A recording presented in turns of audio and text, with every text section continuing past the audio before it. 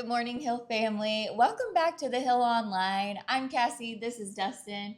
Man, we are so glad to have you joining us this morning. As always, Sundays are our favorite day. I don't know about you, but Sundays are our favorite day where we just get to come and hang out with you guys online, sit in service, just be a part of what God is doing here at the Hill. And we just want to say thank you just for hanging out with us and showing up week after week. Yeah, every Sunday you guys are starting to interact in the comments. Man, Yes. we absolutely love when you guys chime Absolutely. in the chat. Our chat hosts enjoy it, and so do we.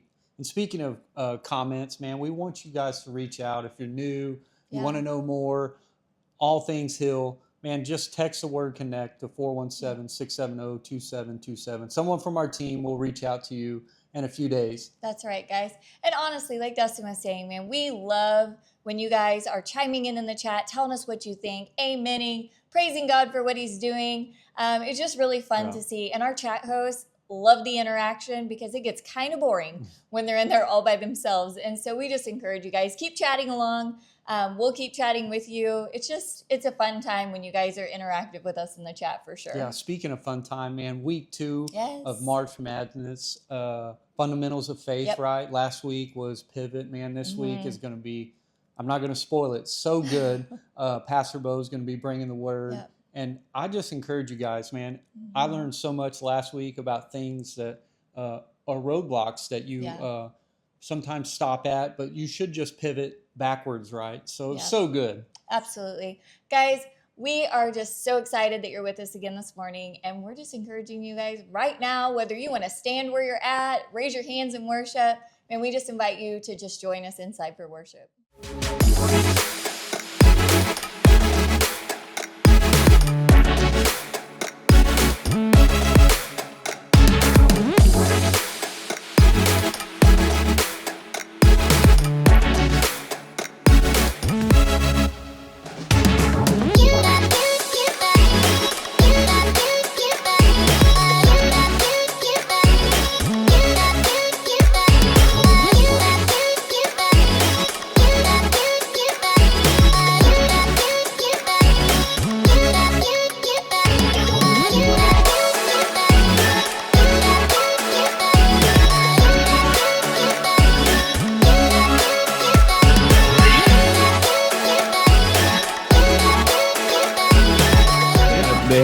You said you got out-rebounded. I was surprised. You did.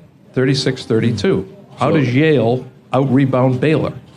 You go up and grab the ball off the rim when it comes off, and then you grab it with two hands, and you come down with it, and that's considered a rebound. So they got more of those than we did.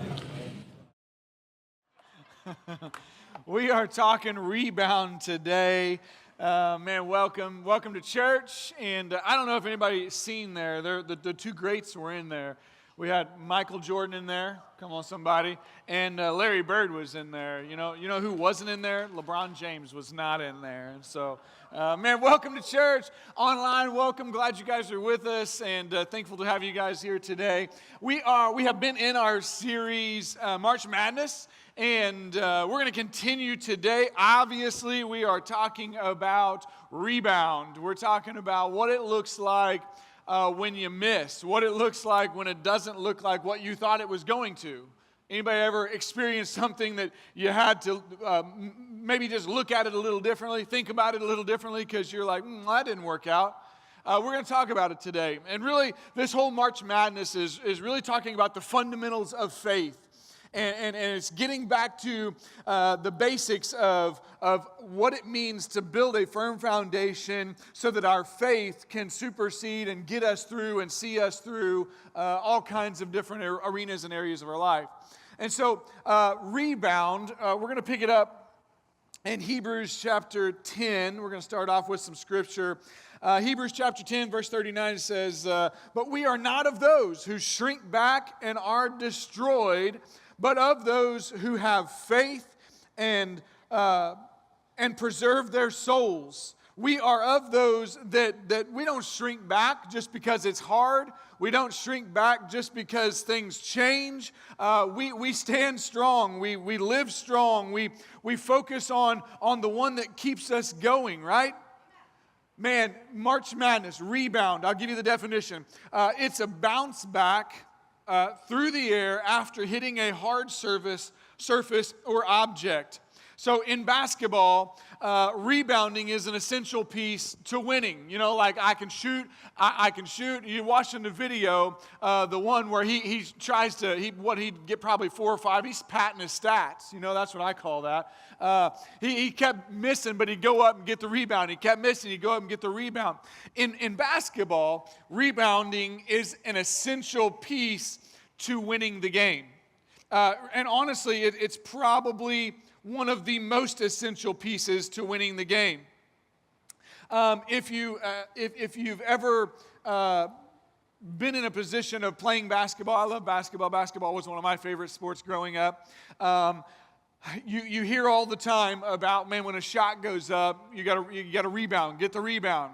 Even parents that have never played in their life, but their kids decided to play, they're up there screaming rebound, you know? So like, it's a known thing that keeps the game alive for the teams. In our faith walk, rebounding is an essential piece for us to find victory. And what I mean is, when we fail, which you're going to, when we decide to rebound, when we decide to go grab it, go get it, and keep going, keep advancing the ball, try again, shoot again is what we call it around here. It's a core value of ours is man, we shoot again, second chances. We believe we're a church that believes in second chances, and maybe that turns into 4th, 5th, and 6th chances at some times for some people, but we believe in that. And so, man, when we're talking about finding victory, it means that I'm not going to give up just because something got hard. I'm not going to shrink back, as the word said, and be destroyed. I'm gonna go get it, and I'm gonna shoot again. So they did a little research on the NBA and found that, and this is a crazy stat.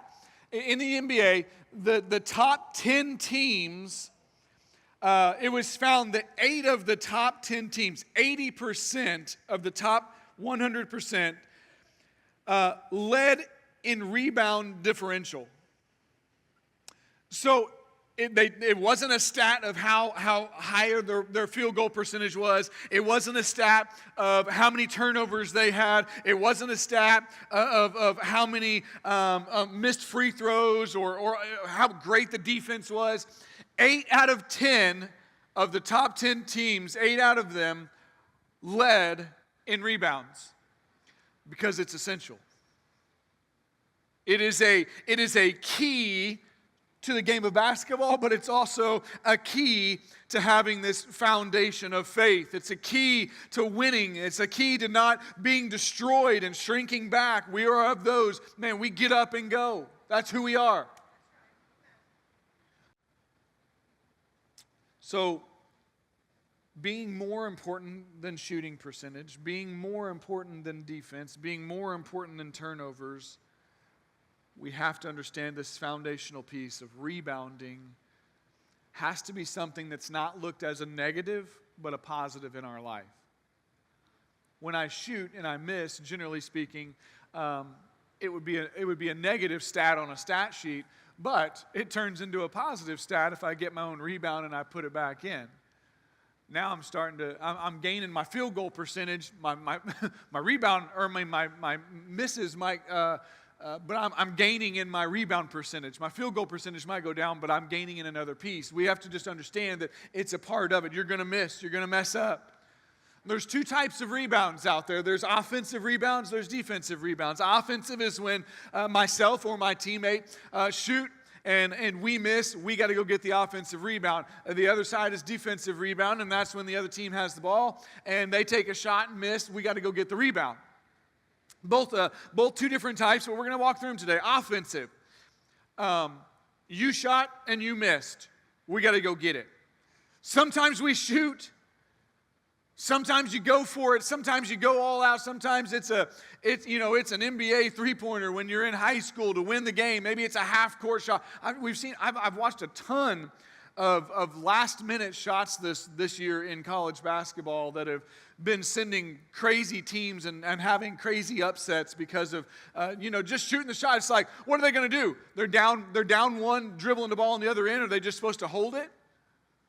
No, that would be silly, and they would get made fun of. They got to take the shot. It's just like you. You have the opportunity. Are you going to take a shot, or are you going to be too scared because maybe you might miss? I'm going to be honest with you. I was a great defensive player. I led our team in steals and had all kinds of defensive awards. I was not an offensive player very well. And probably, if I'm honest with myself, a lot of it was because I didn't want to be the guy that airballed. I didn't want to be the guy that missed the shot. I didn't want to be the guy. So, I just hustled. I just worked my tail off on the other end and made up for it there. And that's really probably a lot of us find ourselves not stepping out in faith, not taking an action for what God's wanting us to do, because what if we miss? What are people going to say? What's it look like? Sometimes you just got to shoot the shot. Sometimes you just got to take a chance. Sometimes you just got to step out in faith. I know it's scary, but you got to shoot. Life is full of opportunities to move in faith. There's so many areas in life that we have to choose to move in faith over fear. Fear will try to grab you, pull you in, and keep you nice and comfortable doing nothing. Because it's safe there. You're not going to get hurt there. That's what it tells you. It'll keep you not moving, but faith, jumping over fear, taking a shot, taking the chance, taking the opportunity. We got to do it. It's essential. One thing that we can't do is over-spiritualize our mistakes. A lot of times we over-spiritualize our mistakes. We make excuses for the mistakes that we made based upon trying to make it sound and look more spiritual. And the reality is you just missed or you just messed up, and you just need to own it. I'll say it like this. Life is full of those opportunities. We have to choose faith. We have to choose to shoot. The question is, am I living and moving in faith as I'm walking out? Or am I holding the ball, waiting to give it away so hopefully maybe somebody else can? Because what if I miss? I don't want to do it. Listen, if you are going to shoot in life, you're going to miss. Can I just put everybody on the same playing field that's in the room this morning? If you're going to go and take a chance and take a shot, at some point in your life, you're going to miss. There's going to be seasons where it's going to be awesome and you're going to make it. And then there's going to be seasons where you're going to miss. The difference is how we handle the misses. It's okay. I need everybody to understand it's okay to miss. It's okay to find yourself in a moment of fail. It's okay to find yourself in a moment where you missed it. But we have to not over-spiritualize those moments. Well, maybe that's just how it was supposed to happen. And, God's got the perfect plan and perfect will, which He does all the time, and everything that He has for us is perfect. But maybe I just missed. Maybe I just didn't hear His word. Maybe I just didn't listen. Maybe I just didn't step when He told me to step. Maybe it's my fault. Maybe we shouldn't try to over-spiritualize it, and maybe we should just own the fact that, my bad. Anybody have a struggle with just saying, man, yeah, that was me. That's my bad. That's my bad. Maybe you just took the shot and you missed. You ever seen an archery tournament or participated in one? The difference between first and fourth sometimes is like extremely, extremely fine. Like maybe it's even a point of a number because of how the addition works and all these different things. And if I stretch out, I take a shot, I miss the mark just a little bit, I end up walking away with fourth or fifth instead of first. What we don't do is I don't dig out my duct tape that's in my toolbox, because every normal man has duct tape laying around somewhere readily handy available. I don't take my duct tape out, slap it on my bow on the way home, right free for the taking, and throw it in the yard when I get home. That doesn't make sense. I go home, I get out my target, I set it out, I put on my practice tips on my arrows, and I take an extra 50 shots that day so that I can shoot again. I dial it in. So next time I'm not going to miss. Next time I'm going to hit the 10. Next time I'm not going to lose by point something, something, something. I'm going to take a shot, but if I miss, own it. My bad. I pulled to the right. I let go. I breathed. I moved. I blinked. Whatever. Man, that's my fault. I got to own that thing, and I got to move on. The problem is so many of us make a mistake, and then we live in it for the next 10 years. The problem is too many of us make a mistake, and we think that God's written you off, but the reality is God's waiting on you to humble yourself, say, that was my bad, God. Use me again. I'm ready. Use me again. Fill me up again. I'm ready to do this thing again. We get so, grace enters the scene and says, hey, shoot again. I know you messed up. I know it isn't, you're not enjoying this season, but shoot again. Proverbs 24:16, it says, the godly may trip 7 times, but they get up again. But one disaster is enough to overthrow the wicked. Notice it says, the godly fall. Again, we're going to have trips, slips, and falls. Is that OSHA? We're going to have these moments where it didn't turn out like we wanted it to. You're going to have those. Man, what if it happens 7 times? I don't care. Get back up. Scripture says we get back up again.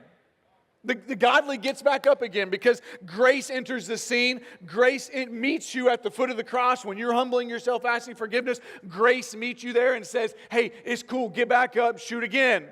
The problem is too many of us sit back and just sit soak and sour in our own mistakes so long that we start to believe them. Well, maybe I'm not any good. Maybe, I don't know. Did God really tell me that? Man, maybe he didn't. I don't know. We start having these conversations with ourselves that he's never intended you to have.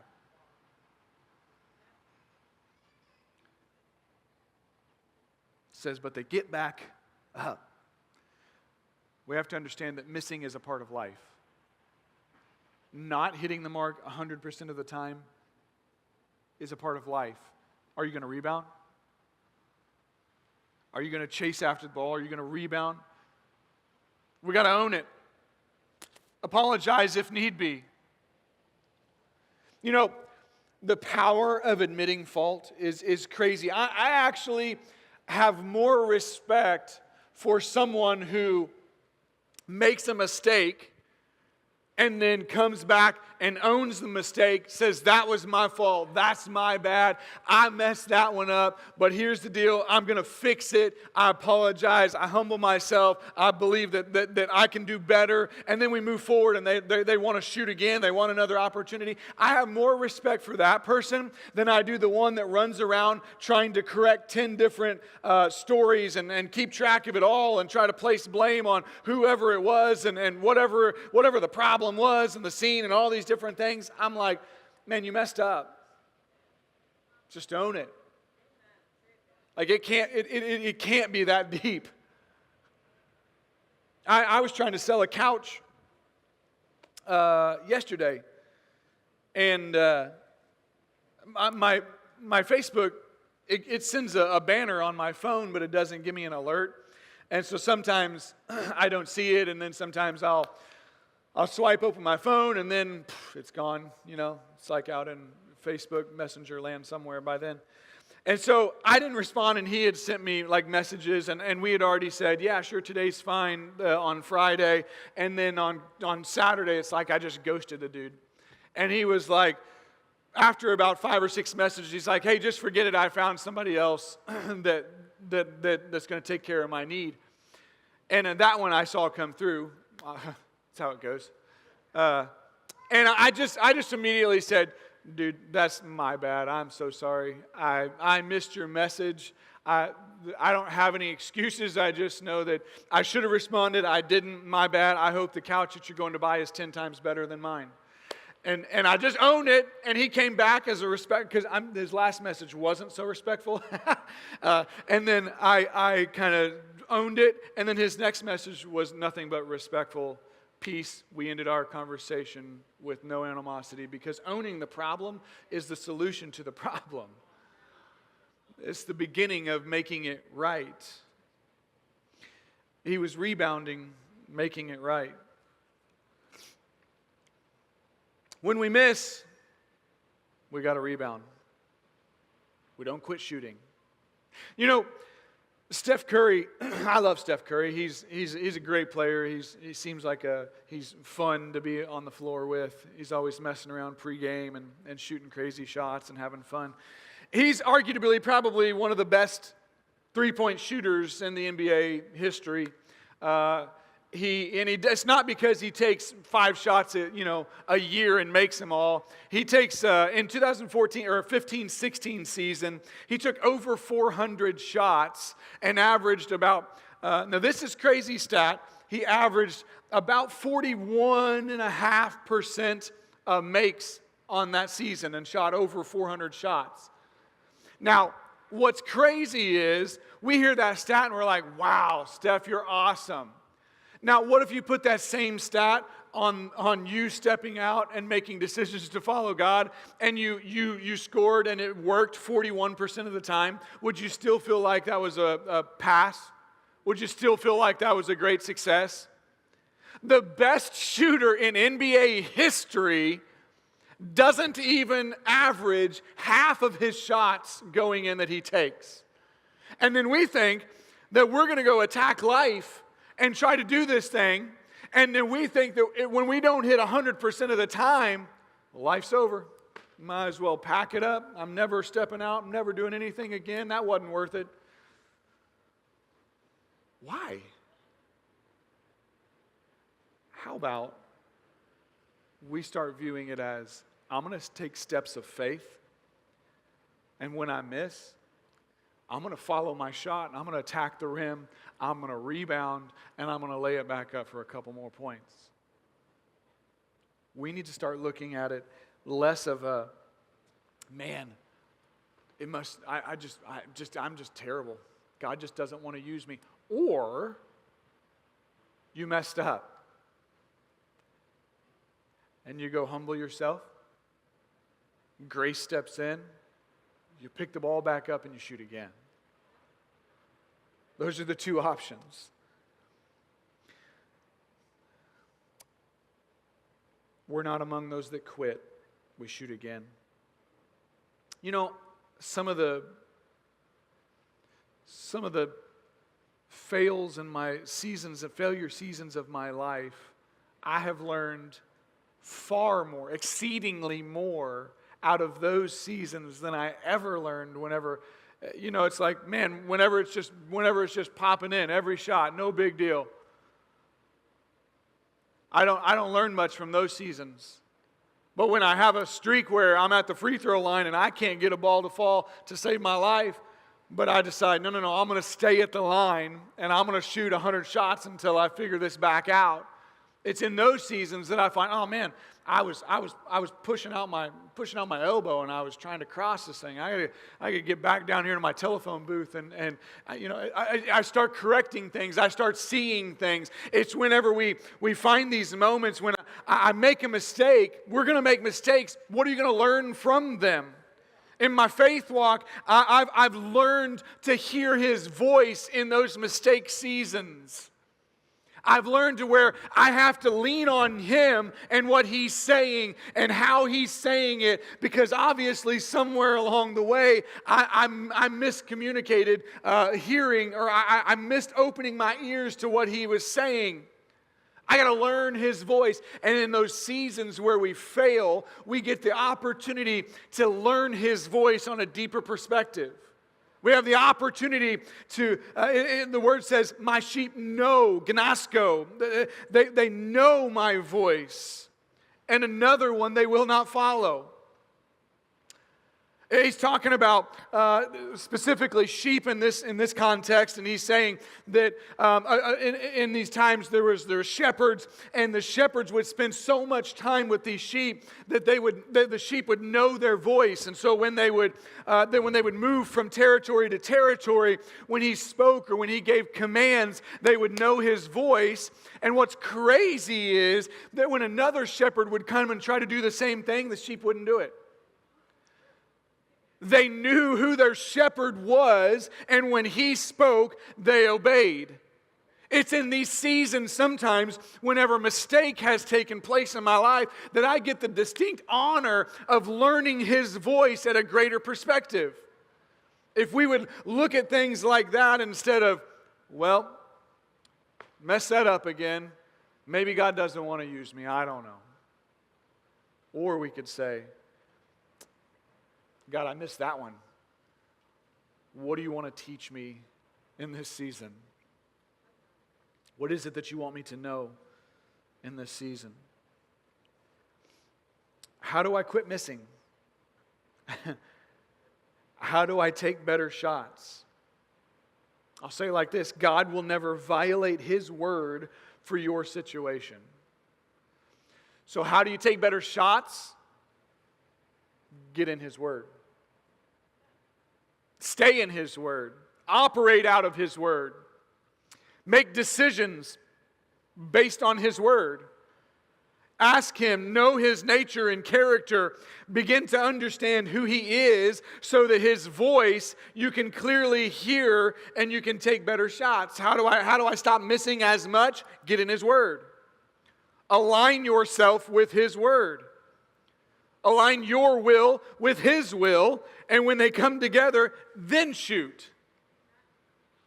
Oh, God's calling me to go to whatever and do whatever, and then we shoot, and we're like, well, God, you told me, you called me.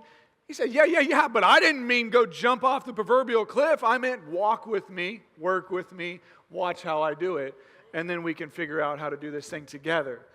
Sometimes we just got to slow our roll. We've got to get back into His word, align ourselves with His will and our will, then shoot the ball. What happens when I'm...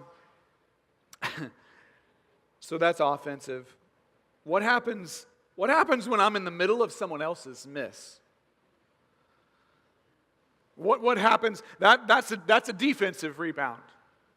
I find myself, sometimes just life just happens. Anybody? Life just has a way of happening. It happens to you not because of you, but it hurts you. Sometimes you find yourself in seasons where life has knocked you down, but the important part is that we don't stay knocked down. You get back up. You keep advancing. You keep moving forward. Again, all in the same playing field. People hurt us. There's going to be times and seasons in life where people are going to hurt you.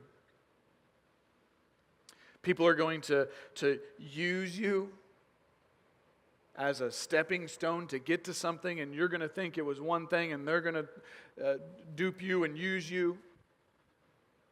There's going to be times when people are just going to abuse your relationship that they have with you. It's going to happen. And I want to be clear, it's not okay, and we shouldn't operate that way. But I will say that few are truly evil, and many just are ignorant. And I mean not ignorant in a slang term, I mean ignorant in its actual term. They just don't realize that they've hurt you. They're not. I really believe that there are some out there that intentionally do hurtful things. But most of the time, we get hurt and the other people don't even know that they've hurt us. A lot of times we allow others' actions to hurt us, thinking that they did it on purpose, but it's not on purpose. It's not their motive. It's not their intention. It just happens. So for anybody here that is in that season of life, someone's hurt you, let me apologize for them. Man, I'm sorry that I'm sorry you've been used. I'm sorry that someone abused a relationship that you found yourself in. Man, I'm sorry that someone stabbed you in the back, and I'm sorry that you found yourself in an area of life that just hurts. But you don't have to stay there. You can accept forgiveness. You can give forgiveness. And you can get out of that, and you can keep moving on. You're angry. You're offended. And here's the thing, they don't even know it. How many times in my life, as I was thinking and preparing, how many times in my life have I made something out to be so much worse than what it really is? And then I'm typically a confrontation doesn't bother me because it clears air. So I'll go try to clear the air, and they're like, bro, what are you talking about? Like, I don't even remember that. Like, when did that even happen? And how did that, where are you even getting this? How did you put all this together? And I'm like, well, it's because, back in 1994, you said that one thing, and then in 2006, we had another little conversation, and then last week, and they're like, bro, 94? I was an idiot in 94. What do you mean? Like, I wasn't even saved in 94. So how many times in my life have I created something that doesn't even exist, and this other person has no idea that they've even offended me? We gotta get over some things, and we've got to stop soaking and souring on some things.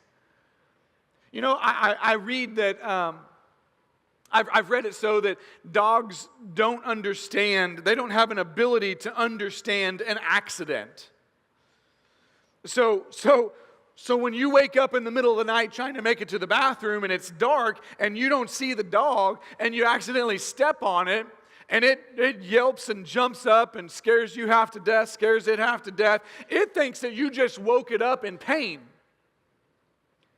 It thinks that you just were mad at it and you came over and you stepped on it and kicked it for no reason. The reality is, you were just trying to make it to the restroom before something else happened. You know what I'm saying? Like, it wasn't intentional. It was just an honest, the dog was in the way. Sometimes that's how we live our life. Sometimes people aren't trying and looking and finding ways to hurt us. We just happen to be in between the bathroom and them. And then we take it personal and we live with it for the next decade. Or we could offer the same grace that when we shoot and miss, that God meets us with, we could offer that same grace on a defensive stance. And we could offer forgiveness to those people. And we could say, listen, man, I know that's not who you are. I know that you didn't mean to hurt me. And we need to move on. Matthew chapter 28, or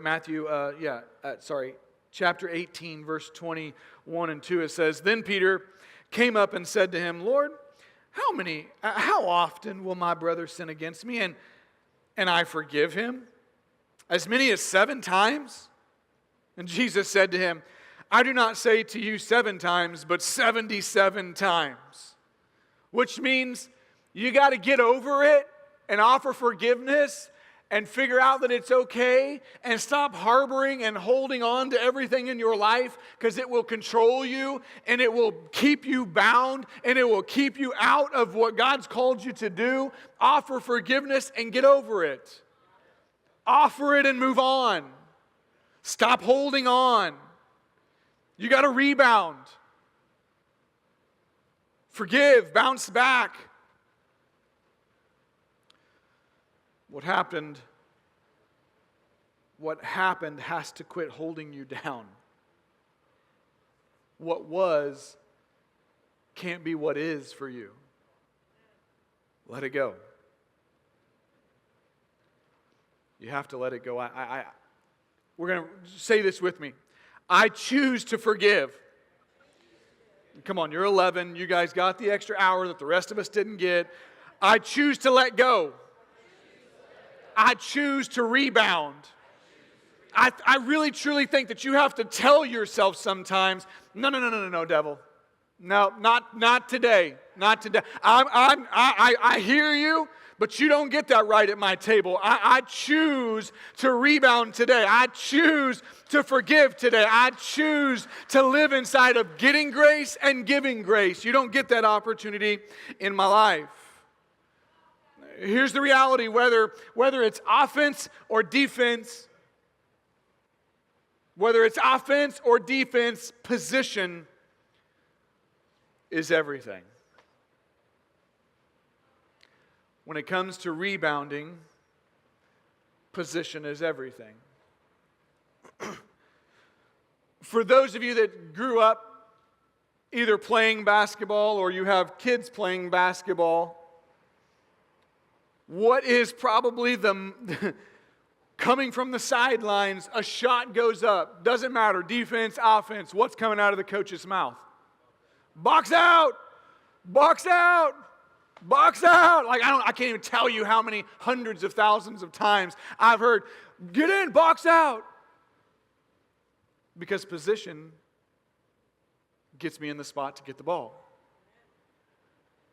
So if a shot goes up, if I'm clearing out and I'm boxing out, the ball bounces off the rim, I now have ability to run up, jump, grab. As he said, it comes off the rim and it comes into my hands and I pull it down, and that's a rebound. If I position myself to do that. Now, the alternative is someone takes a shot and I'm like, oh, here, come land in my lap. Oh, hey, guy, what are you doing? Oh. It seems funny on the basketball floor. It's less funny when that's how we treat God. God, I'm ready. Just, throw it into my lap. Make it perfect. Make sure I don't have to step too much faith. Position is everything. We used to run drills for weeks on end, just getting position. So if position is everything in rebounding, what does that look like in faith? What does being in the right position look like in faith? That position is a posture of prayer. That position is a posture of prayer. And I'd say it like this. In the old days, they would carry around mats, and a lot of times they would lay a mat down. And not only did they, sometimes I feel like we think that prayer is just, okay, God, fix everything. I'm right here, I'm praying, God, I need you to fix everything. And these guys, when they would lay their mat down, they would lay the mat down and they would fall on their face. And they would just begin to praise and give honor and glory to the King of Kings, not because of their situation, but in spite of their situation. Too many of us are praying God to fix our situation when a posture of prayer and being in the right position looks more like, God, I humble myself, I submit myself, I give you everything in a position of surrender and complete offering of me to you so that we can get back on the same page so that I can go back and rebound and try again and shoot again and shoot again and shoot again and shoot again. Position is everything. When's the last time that you positioned yourself for God to have the last say in the prayer, not you? Philippians 4:6, do not be anxious about anything, but in everything, by prayer and supplication, with thanksgiving, let your requests be made known to God. The posture, do not be anxious, don't worry about it, don't stress about it. In everything, by prayer and supplication, with thanksgiving in your heart. So the posture isn't confidence. Give me the ball, son, I got this. It's not about how great you present yourself. It's not about the power. It's not about like, man, look at me. I'm so big and mighty. I'm the boss. I got all things under control. You should listen to me. We should do it this way, not that way. It's not power. It's not trying to fake it till you make it. It's literally submissiveness in the form of prayer. The right positioning comes from submissiveness in the form of posture to prayer. You want to know how to rebound? You want to know how to take better shots? You want to know how to be in the right position so that you stop missing so many shots? When's the last time that you positioned yourself in submissiveness in prayer? It's not confidence. It's not power. It's posture. Where's your heart at?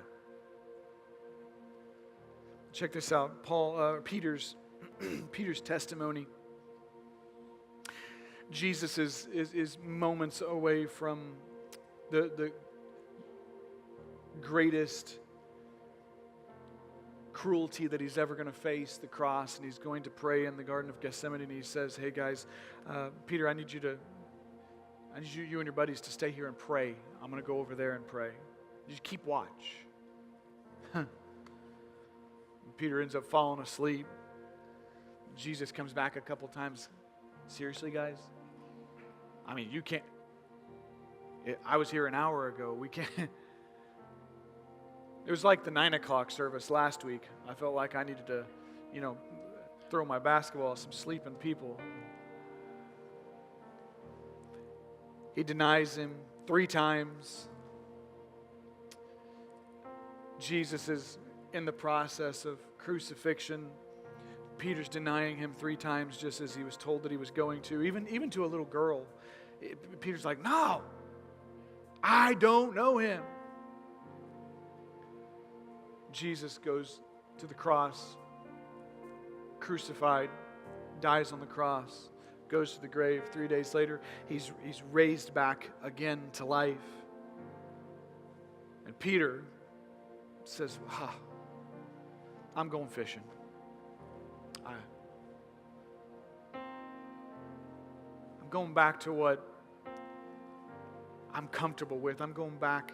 It's the first backslider we see in Scripture. He goes back to what was comfortable, what was normal, and what was easy. And that's what a lot of us do.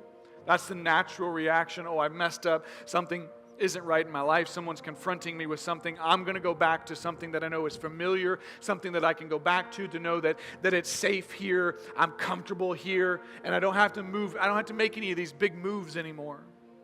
And this is Peter. He goes back.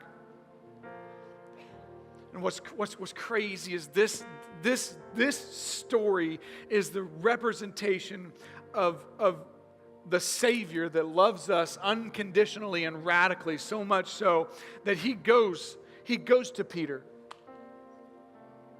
Peter's out in the boat fishing.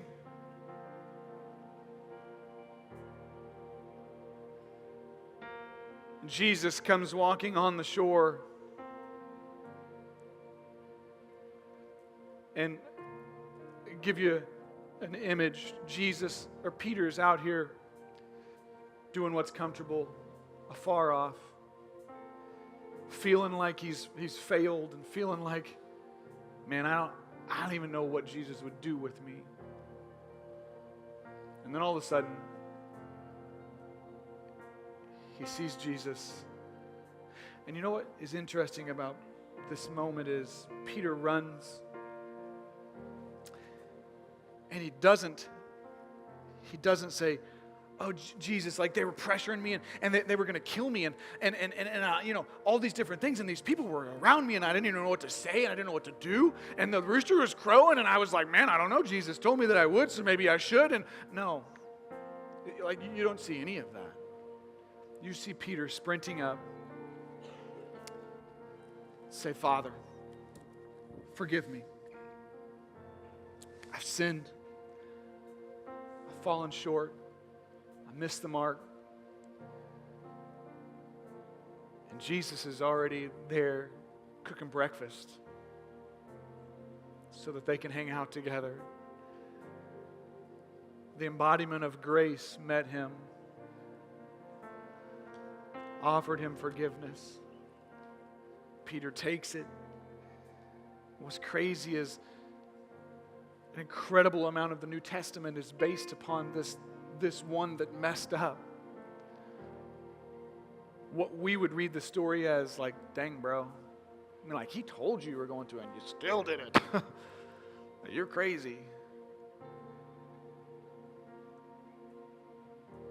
But he says, on this rock, I'm going to build my church. On someone who had messed up. On someone who had shot and missed. And he said, here, shoot again. Man, if you're here today,